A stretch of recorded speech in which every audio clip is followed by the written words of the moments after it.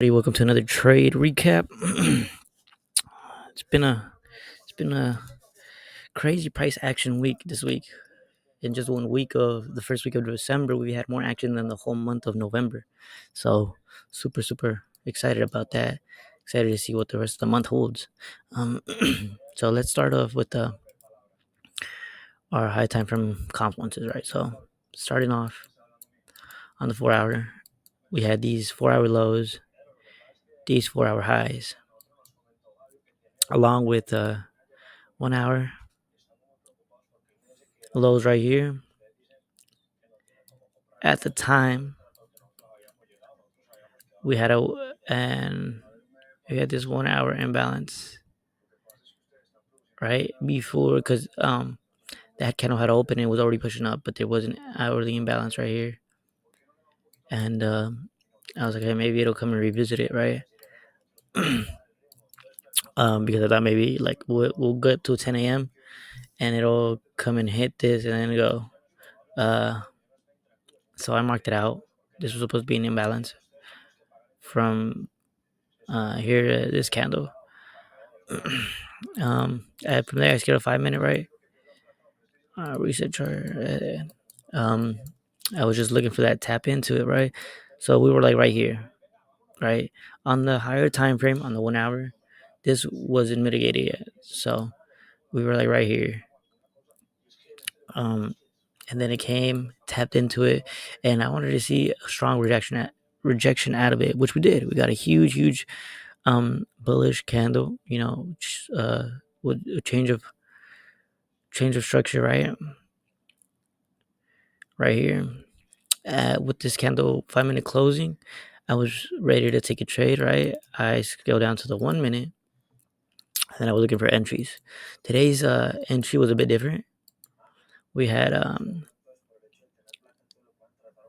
change of structure right here, right? We had a unmitigated fair value. Yeah, initially this is what I was looking for. I was looking for a tap into it. However, what I did notice is we got a sweep of liquidity, right? The lower time frame, but this whole bearish order flow, you can call it what is it called, order block, was the last sequence of candles that swept liquidity. So from these range highs to these range lows, that was the order block, right? And we got to tap into it right here. If I could just zoom in, right here.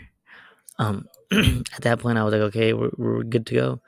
I was waiting for a candle closure above, right, above the previous set of previous downward candles, so a change of structure still, um, which happened to be like right. And this one didn't close over, so I didn't count it. I needed another one to close above this. Let me see, can I just like? There we go. When this candle closed and when I started seeing bullish price action, that's when I answered. One, because we got a good strong rejection. However, I wanted to see the candle closure, so I waited a little longer. We got another one down, and we got a strong rejection back up, right? And then we got another bearish candle, or bullish candle, sorry. And then with this candle open, it was giving us bullish price action, beautiful bullish price action, pushed to the upside. So that's when I answered. However, it closed bearish, and that was kind of like, eh.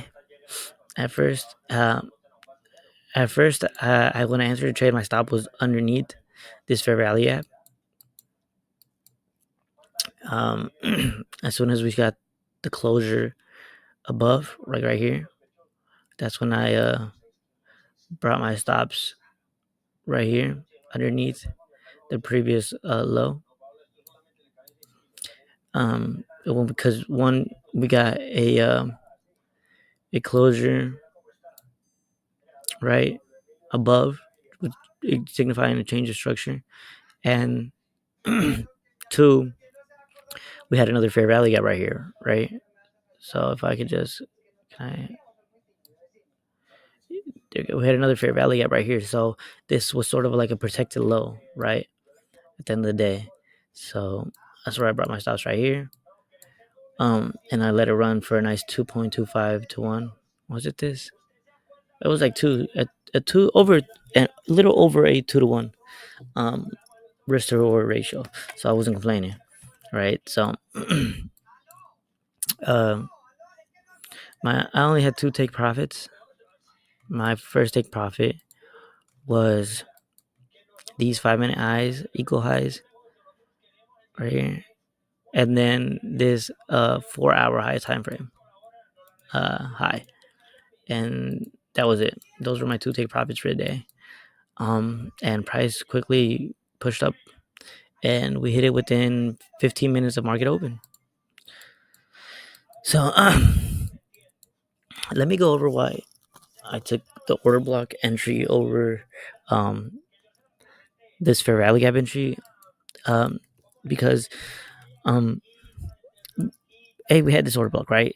This order block, we had a sweep of liquidity. Within this order block, we had the fair value gap, right? So price, if it's still a bullish order flow, right, or if it's still going to go in that same direction, it's not going to come all the way down. It's going to respect the order block because the order block comes first. So it'll tap in the order block, then keep going, respecting it, right? Respecting these bullish confluences. Again, we also had a cross with the EMAs indicating we were bullish. Um, Another reason why I just wanted to take my take profit right here is because we were already severely overbought.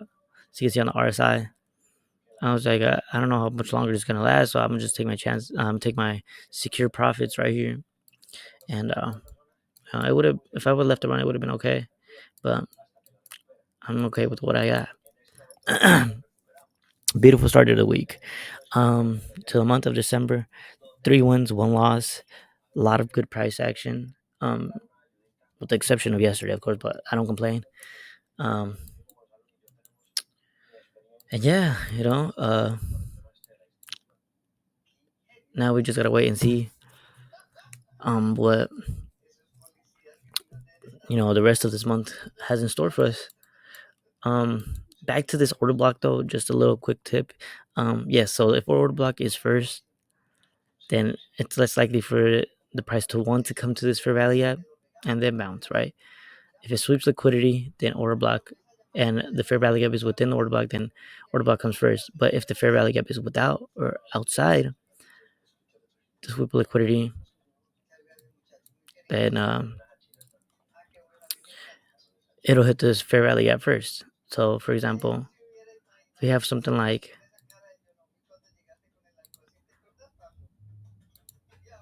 this,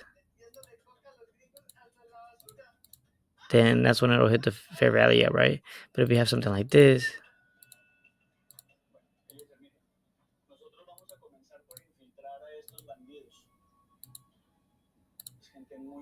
it'll come and hit the order block and then bounce,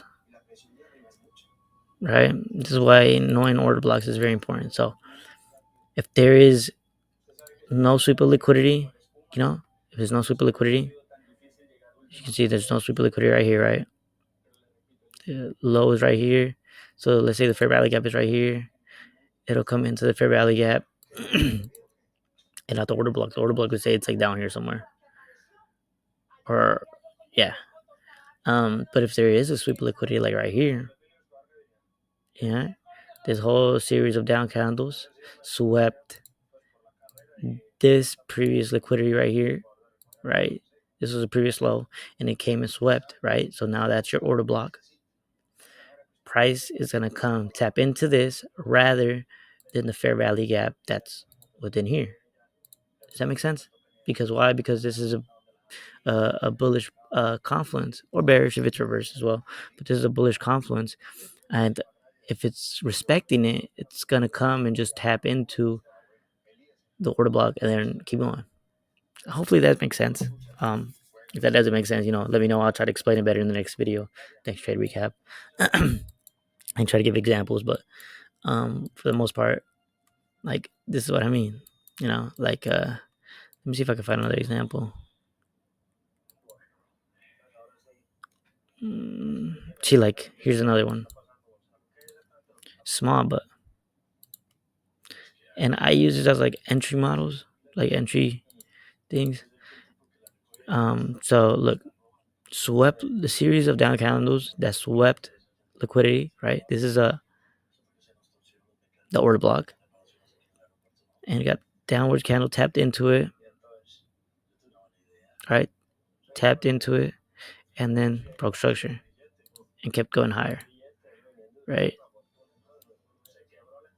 Look at that. It's just one of the two entry models that I use: fair value gaps and order blocks. Combined with the cross of the EMAs, combined with the RSI, combined with a change of structure. Right, so look at that. Change of structure right here. Boom. Long John Silver. And where can you aim? Like, and where would you put your stops? Well, I mean, you have a fair value gap right here. So this is like an A plus setup right here because you have a fair value gap right at the same place where there's an order block. This is like a perfect entry because you have like a super protected um stop right below this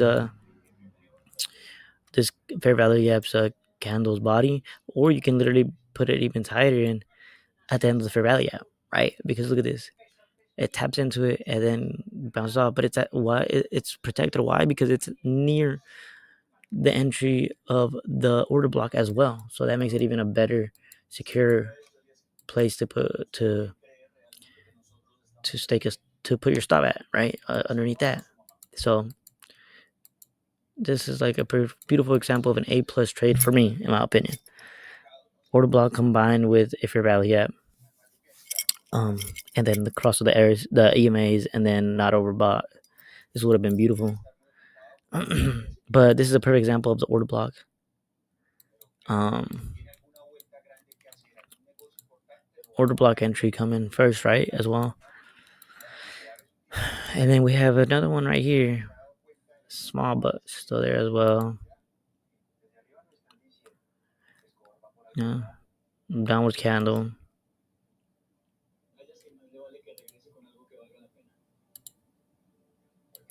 Downward candle.